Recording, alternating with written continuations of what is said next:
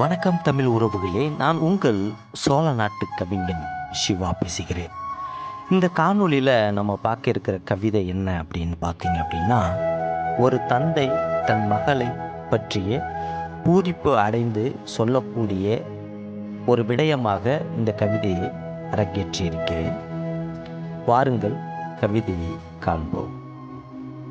கருவில் முட்டைகள் யாவும் கோட்டை கட்டி, கருவில் முட்டைகள் யாவும் கோட்டை கட்டி, முன்னே பின்னே காத்திருந்து பிறந்தவளே, என் உதிரத்தின் மறு உருவே, ஆண் பிள்ளை என்றால் சற்றே சலித்து போயிருப்பேன். ஆண் பிள்ளை என்றால் சற்றே சலித்து போயிருப்பேன். ஆனால் நீ பெண் பிள்ளையாய் பிறந்ததால் பூரித்து போகிறேன். இப்படிக்கு ஒரு அப்பனின் பூரிப்பு. நன்றி, வணக்கம்.